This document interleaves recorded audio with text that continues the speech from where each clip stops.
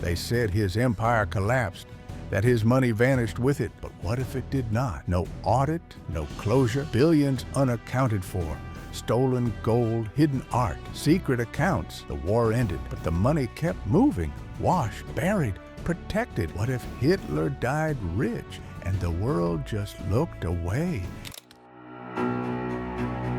Hitler claimed to die broke. His will said he had nothing, but the numbers never added up. Gold trains, Swiss vaults, art looted from across Europe, millions in book royalties, none of it recovered. Some say it vanished. It did not. It moved through loyal hands into hidden places. The Allies found crumbs, but never the full pie. Declassified files tell a different story. So do surviving Nazis. So do the banks. What really happened to Hitler's fortune? Who helped hide it? And why does it still matter today? Follow the trail, because the money never died, just disappeared. Chapter 1, How Hitler Made His Money. It all began with a book. In 1923, while sitting in a Bavarian prison after a failed coup attempt, Hitler dictated his infamous manifesto, Mein Kampf. The book was a political blueprint, but it also became a money machine. Initially, sales were modest, but everything changed after 1933, when Hitler became Chancellor of Germany. The Nazi regime began giving every newlywed couple a free copy of Mein Kampf, a sinister wedding gift from the state. Within a decade, over 10 million copies had been printed. This was not just propaganda, it was profit. Hitler earned royalties on every copy sold, thanks to publishing arrangements made by his loyal friend Max Amann, who headed Eher Verlag, the publishing house that owned the book's rights. Amann funneled at least 10% of Mein Kampf profits directly to Hitler, a steady stream of money that grew into millions of Reichsmarks. But Mein Kampf was only the beginning. When Hitler became Reich Chancellor and later consolidated the presidency after President Hindenburg's death in 1934, he combined both salaries into one giant paycheck. The German treasury paid him like a head of state and a prime minister, except Hitler made sure he never paid the state anything back. That same year, he quietly declared himself exempt from income taxes. This act alone saved him hundreds of thousands of Reichsmarks. He even dodged a 405,000 rand tax bill that had accumulated from his book royalties and government income. The tax office, likely acting under pressure or in fear, marked the fine as settled. From that point on, he received massive income without any deductions. It was legal plunder in plain sight. While his official earnings were substantial, Hitler's real wealth came from outside sources, men and institutions willing to finance his vision long before the world knew the full cost. As early as the 1920s, wealthy German industrialists and aristocrats viewed Hitler as a firewall against communism. They feared the Bolsheviks more than they feared an Austrian painter turned rabble-rouser. That fear translated into money. Helene and Edwin Bechstein, owners of a famous piano company, essentially adopted Hitler into high society, gifting him clothes and cash. They helped polish his image while filling his pockets. American automobile tycoon Henry Ford, who shared disturbing anti-Semitic views, allegedly funneled money to Hitler's movement. Fritz Thyssen, the steel baron, donated heavily to the Nazi Party during its struggling years. So did Gustav Krupp, another industrial powerhouse. These donations were not just for political campaigns. They also funded Hitler's personal comforts. Journalists who later examined Hitler's secret financial records noted an unusual pattern. His bank accounts revealed purchases that far exceeded a politician's modest salary. A Mercedes-Benz limousine, lavish vacations, personal retreats like the Berghof in the Bavarian Alps. These were not bought with state funds. Instead, private slush funds, fueled by donations from Nazi sympathizers and industrialists, footed the bill. Even the cars and trains he used were often paid for through these hidden channels. The Nazi Party itself became a piggy bank, funding his lifestyle as much as it did the movement's expansion. And then there was his image. Hitler turned himself into a brand before branding was even a concept. His personal photographer, Heinrich Hoffmann, wasn't just capturing history. He was monetizing it. Hoffmann snapped countless portraits of Hitler, some staged for myth-making, others meant for mass consumption. Those images were licensed across the country, appearing in newspapers, posters, calendars, and even postage stamps. Hoffmann's photo royalties generated millions, and Hitler, through carefully crafted agreements, took a cut of every image that bore his likeness. This commercial exploitation of his own image brought in so much money that Hoffmann later became one of the richest men in Germany. Before being stripped of everything after the war, the Nazi regime understood the power of spectacle, but few realized just how much of that spectacle paid dividends straight into Hitler's accounts. He used the money to transform his surroundings into symbols of dominance. His mountain fortress, the Burghof, became a palace of paranoia and prestige. It was equipped with bulletproof windows, a cinema, and art stolen or donated from across Europe. All financed with private funds, not government money. He ordered the construction of the Eagle's Nest, a tea house on top of a mountain, as a gift from the Nazi Party for his 50th birthday. That gift cost millions, and he paid nothing for it. Hitler's financial operations were not just about luxury, they were strategic. He centralized financial power within the Nazi state, allowing him to control not just the government, but its wealth. Nazi accountants established complex systems to hide the sources of his income.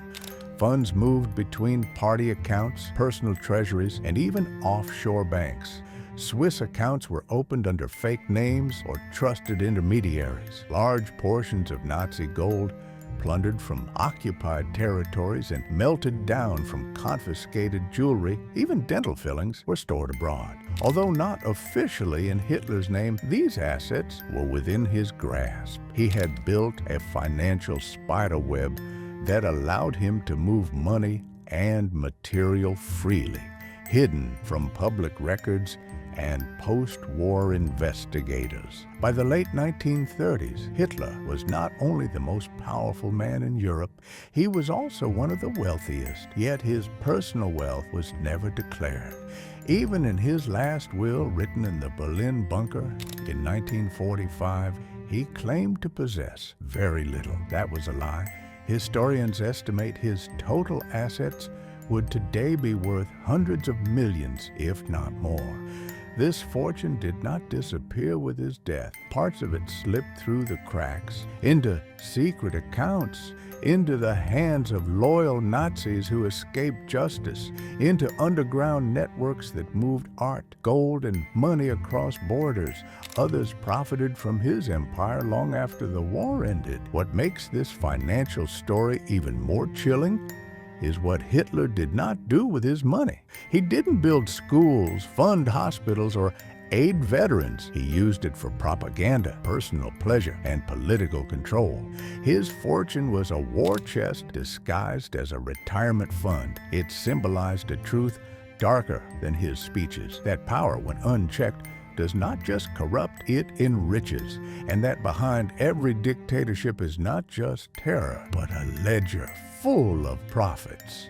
Hitler's money wasn't a footnote, it was a fuel line. It powered the machine of hate and destruction. Understanding how it was built is not about numbers, it's about accountability, because money always leaves a trail. And in Hitler's case, that trail didn't end in the bunker. It spread through Europe, vanished into vaults, and continued haunting history. Chapter 2, Hitler's Hidden Wealth.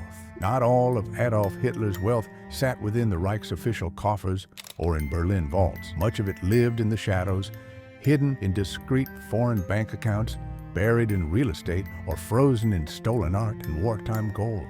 As the Third Reich spiraled toward collapse, Hitler's financial network quietly slipped into places where Allied forces could not easily reach. According to declassified intelligence reports from 1944, Hitler's personal fortune, along with the Nazi Party's secret foreign currency reserves, had been strategically transferred to banks in Switzerland. These accounts were not in Hitler's name, of course. They were held under layers of intermediaries, including close associates like Max Amann, who had long managed Hitler's publishing royalties. Amann, the head of Eher Verlag, the official Nazi publishing house, ensured that royalties from Mein Kampf and other foreign revenue streams ended up in discreet Swiss accounts, many believed to be in Zurich. An Office of Strategic Services OSS report, America's wartime intelligence agency, explicitly noted that accounts were opened on Hitler's behalf in Switzerland for this purpose. The exact balance of these holdings has never been made public, but investigators agree on one thing. Whatever was in those accounts disappeared after the war ended.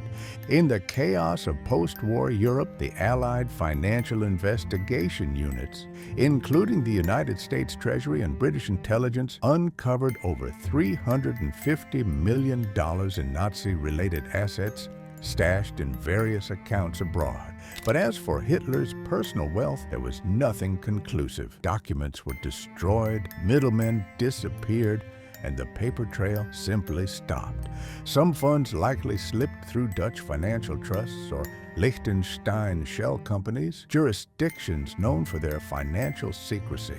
Swiss banking laws offered another shield, one that allowed account holders to disappear behind numbered accounts, immune from foreign probes. It was not just cash either.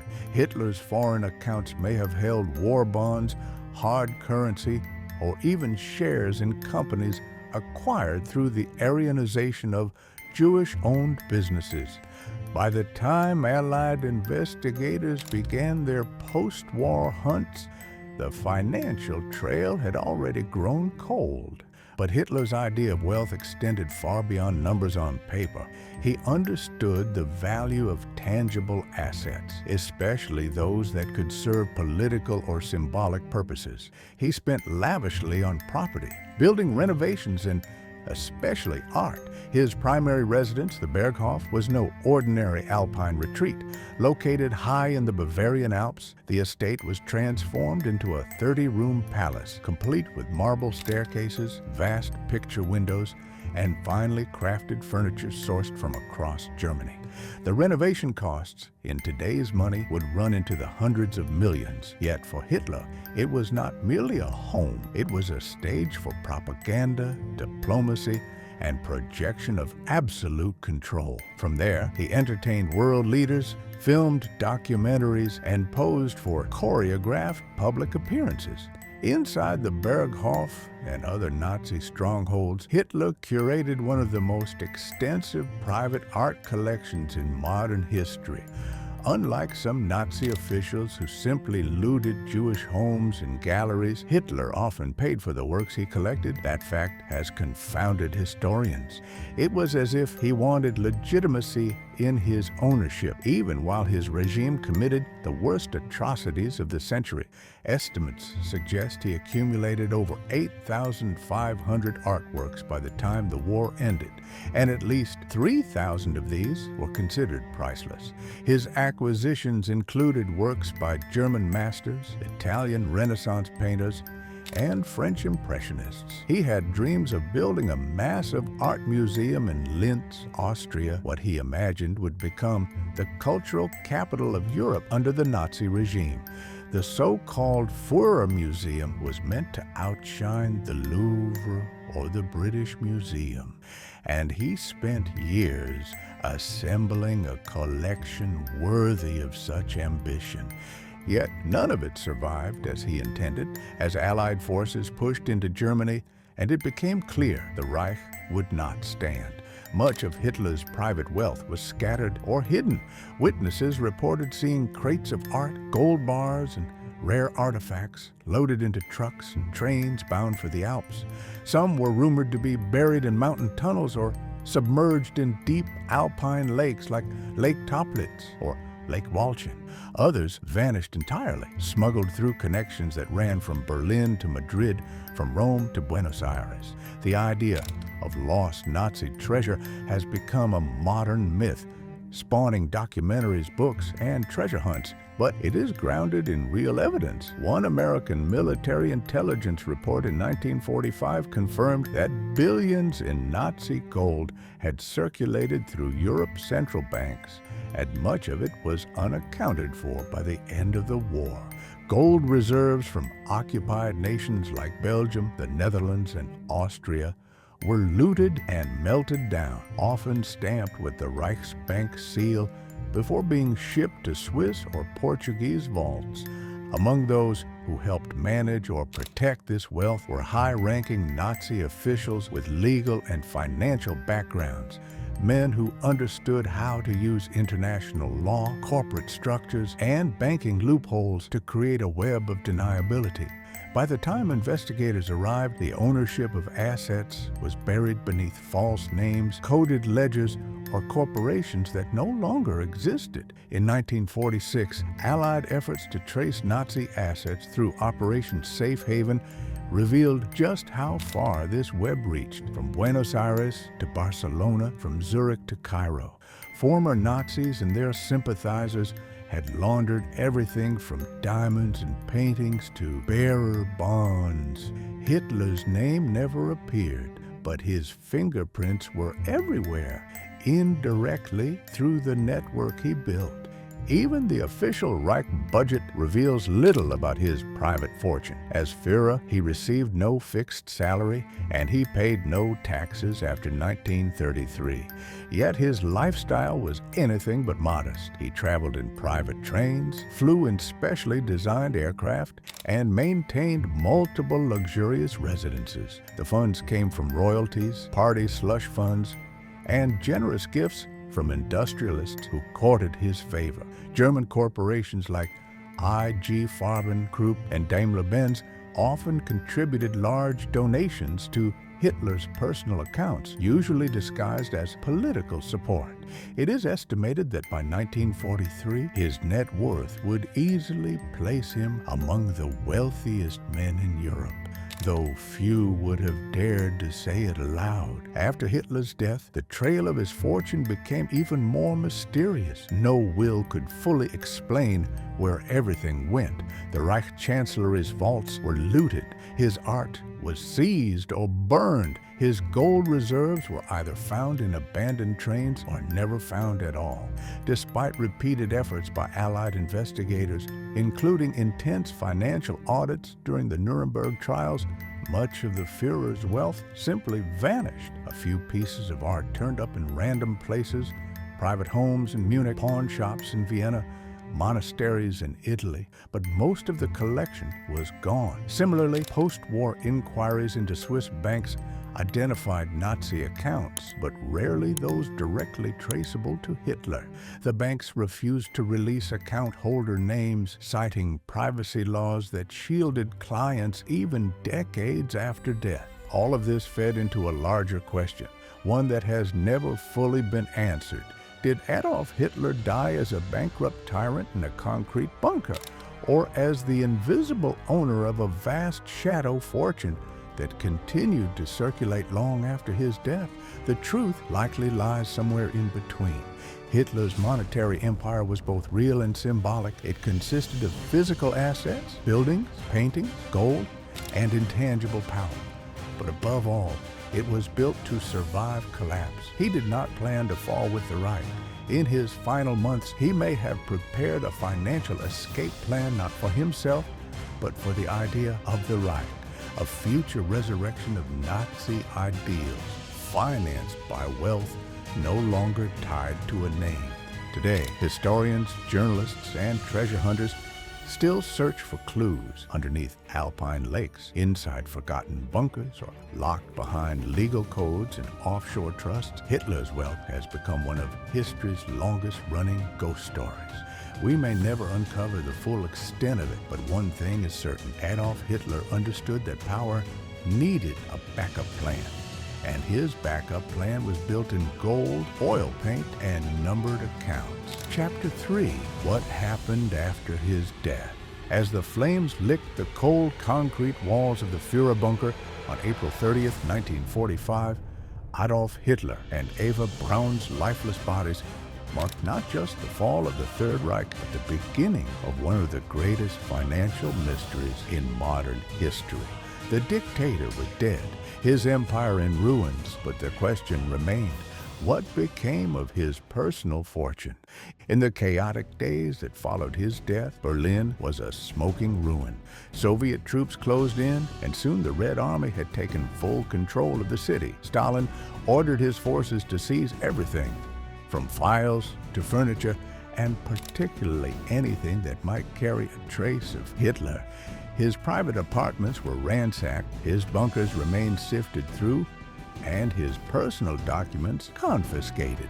Among the few documents to survive was Hitler's last will and testament, a handwritten declaration in which he claimed to leave behind only a modest estate and asked for the assets to go to the Nazi Party or the German people. But the Allies were not interested in the illusion of modesty. That so-called modest estate had, for more than a decade, been built on a mountain of gold, art, properties, royalties, and covert foreign deposits. Although the will was symbolic, the truth was that Hitler had become one of the wealthiest men in Europe. And in the immediate aftermath of his suicide, the hunt for that wealth began. General Dwight D. Eisenhower's forces, pushing deep into Germany from the west, stumbled upon one of the most astonishing finds of the war in the Merkers salt mine in Thuringia.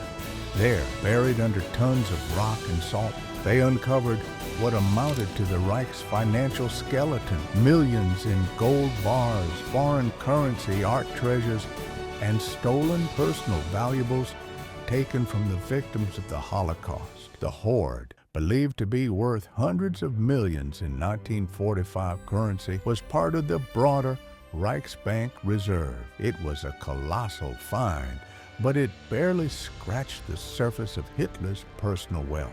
Because while the Reichsbank holdings were recoverable, Hitler's private fortune was something else entirely. After the war, the Bavarian government, under Allied oversight, declared itself the legal heir to Hitler's assets. His will, like all Nazi legal documents, was considered null and void. By 1948, German courts officially invalidated it, and Bavaria began the process of absorbing what could be found. This included the final royalty payments from Mein Kampf, which had been a runaway bestseller during the Nazi era, and had earned him millions in both domestic and foreign currencies. The state also took possession of what was left of his art collection, though much of it had disappeared during the final months of the war, hidden away in bunkers, salt mines, or shipped off to secret locations by loyalists. His Munich apartment, once a hub of Nazi power and social gatherings, was handed over to the local police. The Berghof, his mountain retreat in the Bavarian Alps, had been bombed by the British near the end of the war and later looted by Allied troops and local civilians. In 1952, the Bavarian government ordered its complete destruction to prevent it from becoming a neo-Nazi shrine. What had once been a symbol of Hitler's personal luxury was reduced to rubble and silence. Meanwhile, the Allies were not just picking through the ruins of Hitler's properties, they were chasing his missing money. Operation Safe Haven had been launched by the United States, Britain, and France in 1944 with the aim of preventing Nazi leaders from hiding assets in neutral countries like Switzerland, Spain, and Argentina. Safe Haven was part economic investigation, part manhunt. Agents traced the movement of Nazi gold, bearer bonds, and currency into Swiss bank accounts, Liechtenstein holding companies, and Dutch front firms. They suspected that Hitler's money, unlike the physical gold stored in mines, was far more portable and therefore far easier to hide. Indeed, intelligence files from the Office of Strategic Services, OSS, the predecessor of the CIA, indicated that Hitler had bank accounts in Zurich opened under proxy names by Max Amann, the Reich's publishing chief. These accounts collected royalties from the sale of Mein Kampf in foreign countries. It was known that by the early 1940s, Hitler's international royalties had grown so large that Amann had taken steps to move the funds discreetly through Swiss intermediaries. After the war, those accounts disappeared. The money was never returned, and neither the Swiss authorities nor international investigators could trace what had become of the funds. The same was true for many high-ranking Nazis.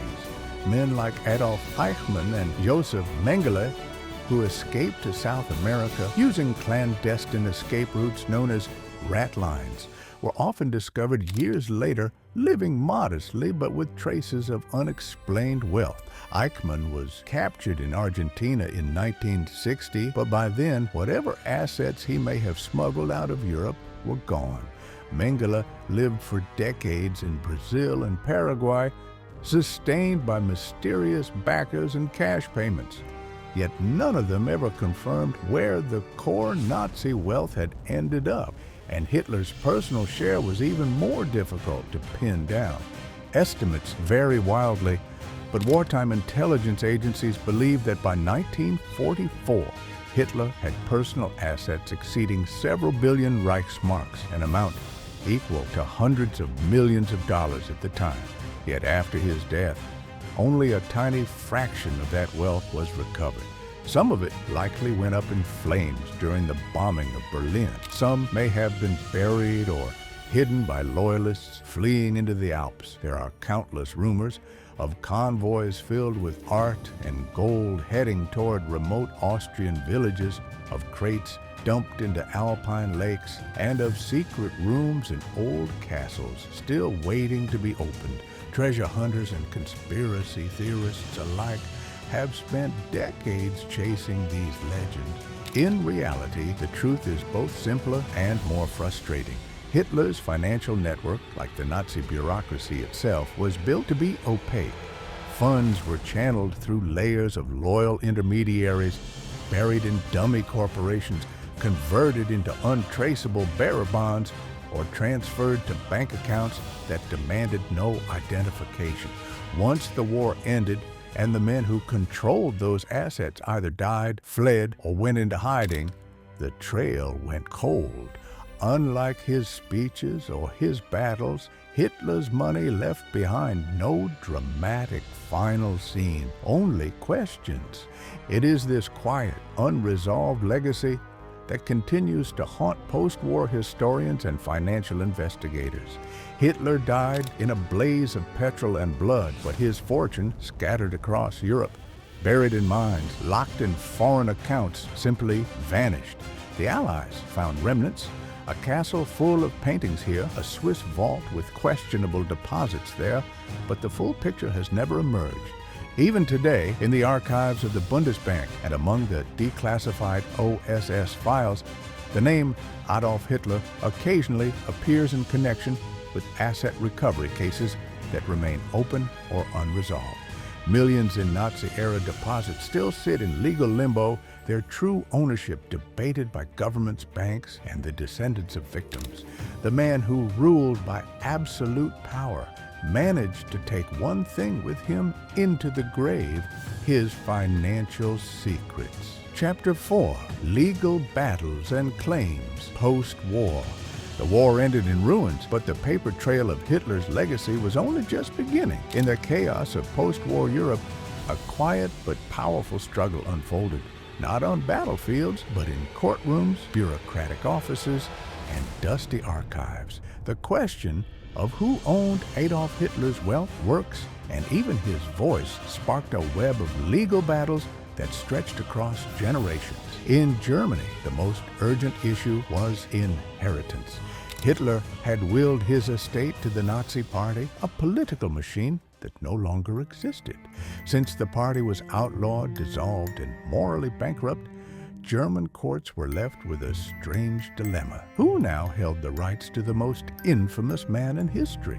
The answer came in legal judgments during the early 1950s. The state of Bavaria, Hitler's birthplace and former political springboard, was declared the de facto heir. It was an uncomfortable inheritance, but a legally sound one. Bavaria promptly sued for all rights to Hitler's written and artistic output, especially the royalties from Mein Kampf. It won. The victory allowed Bavaria to seize control over every remaining German-language royalty payment from Hitler's controversial manifesto.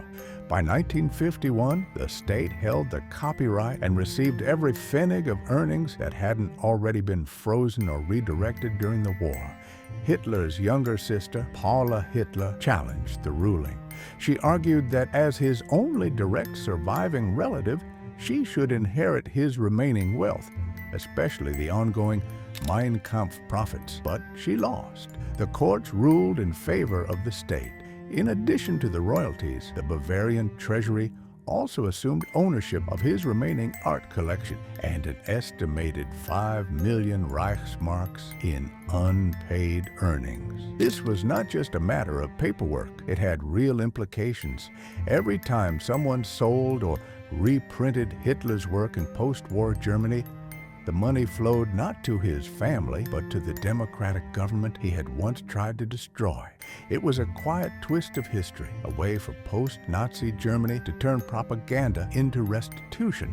However, the irony deepened. Despite these measures, Mein Kampf continued to sell illegally in some corners of the world. In many countries, the book had never been formally banned, and international editions remained in circulation. Meanwhile, outside of Germany, the hunt for Nazi-linked wealth widened. In the United States, the English-language royalties of Mein Kampf were intercepted by the government under wartime laws. Those funds were redirected, reportedly donated to charities supporting Jewish and war-affected populations. It was a symbolic gesture, but one that resonated deeply in the wake of the Holocaust. In Britain and other Allied countries, similar measures were quietly adopted. Any assets that could be traced to the Nazi high command or Hitler's personal accounts were either frozen, redirected, or buried in lengthy legal procedures. Still, not every financial thread could be traced. Too much had gone underground. In the 1990s, another reckoning arrived. As survivors aged and archival secrecy faded, the World Jewish Congress and other groups launched a fresh offensive, this time targeting Swiss banks. For decades, Switzerland had served as a financial refugee during the war, neutral, secretive, and home to thousands of accounts, many of them never claimed. Some belonged to Holocaust victims who had perished before retrieving their funds. Others, investigators soon learned, had links to the Nazi elite. Swiss giants like Credit Suisse and UBS came under global pressure to open their wartime books. As the investigations deepened, the shocking scale of the underground Nazi financial network began to emerge. Over 100 accounts were discovered connected to German officers, collaborators, and fascists who had fled Europe. Some were found to still be active well into the 21st century. Among the account holders were Nazi fugitives in South America, men who had escaped justice through the infamous rat lines and had lived comfortably off looted wealth for decades. While no Swiss account was officially traced directly to Hitler himself, the financial web encircling his regime became clearer than ever. His inner circle had survived with cash in hand, cash likely extracted during the Reich's final desperate months. Though Switzerland initially resisted full transparency, pressure mounted. Credit Suisse later pledged to conduct internal reviews of Nazi-linked accounts, and report their findings. It was a small but necessary gesture in the long arc of financial justice. Back in Germany, the story took another turn. As the copyright to Mein Kampf neared expiration, legal authorities in Bavaria faced a controversial decision. The book, long banned and reviled, was poised to enter the public domain in 2016, 70 years after Hitler's death. Once that happened, any publisher could print it without permission, but the state took preemptive action. It commissioned an annotated version, heavily footnoted and edited by scholars, to be released first, ensuring that if the book returned to shelves, it would come armed with context and condemnation. The annotated edition sold thousands of copies, not as propaganda, but as historical record. When the copyright finally lapsed, a strange legal quiet followed. Technically, the proceeds of any future German language editions would now flow to the federal government, specifically into cultural and educational initiatives. In a poetic twist, the money once used to spread fascism now helped fund efforts to remember its crimes. Elsewhere, smaller but persistent claims continued to surface. Items once owned by Hitler, paintings, letters, even silverware, occasionally appeared at auctions. Many were seized or challenged by the state. Some were authenticated, others turned out to be forgeries. But in every case, the question remained, who had the right to Hitler's legacy? Was it the families of victims, the governments who defeated him, or the public record of history itself? In many ways, Hitler's fortune became less about money and more about memory. His estate, scattered and seized, became a cautionary archive. His words, once weaponized, were defined through legal action, and his personal wealth, much of it lost or laundered, was ultimately overshadowed by the far greater debts left behind, moral, historical, and human. Today, the legal battles have mostly subsided, but the questions linger. Who profits from a dictator's words? Can the money of evil be repurposed for good? And is there ever such a thing as final justice when the past refuses to stay buried? Chapter 5, Modern Traces and Unanswered Questions. Nearly 8 decades after Hitler's death, questions still surround the fate of his wealth. Declassified OSS files revealed that $350 million once flowed through Hitler-controlled accounts, most of it unaccounted for after 1945. Some of that money came from book royalties. A historian in 2000 estimated Hitler was owed 9 million Reichsmarks from Mein Kampf sales that never reached him directly. Instead, post-war states absorbed it with little public trace. Treasure hunters remain fixated on Alpine rumors. Tales of missing Nazi gold have persisted for decades. Divers still search Lake Walchensee, where retreating SS troops were said to have dumped 100 gold bars. Other unverified claims point to hidden caches in Bavarian bunkers or abandoned salt mines. Some believe private loot was smuggled into Argentina or stored in secret Swiss accounts under aliases. Conspiracies also fuel speculation. Some argue that Hitler's associates created offshore trusts to preserve wealth for future fascist movements. A few point to lost personal effects: Eva Braun's photo albums, Hitler's paintings, or even handwritten diaries that could be worth millions if found. But none of these items have surfaced in public auctions, and many were already seized by the Allies or archived by governments.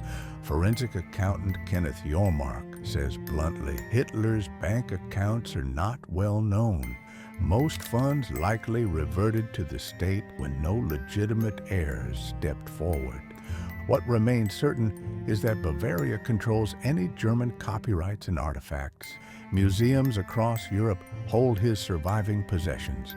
Royalties from Mein Kampf ceased with copyright expiration in 2016, pushing any legal profit toward state-managed educational or cultural programs. Yet mystery still lingers. Did Hitler personally hide valuables outside Germany? Did a loyal circle safeguard his last reserves? Or did war and chaos erase the trail entirely? For now, the legend of Hitler's missing millions lives on, not just in files and archives, but in the enduring human desire to uncover every last secret from history's darkest chapter. Hitler's wealth vanished into war, bureaucracy, and rumor. Some was seized, some faded into legal limbo, and much remains untraced. His fortune reflects a deeper truth. Even absolute power cannot escape history's audit. If you want more untold stories from the past, like and subscribe. More truth awaits in the shadows.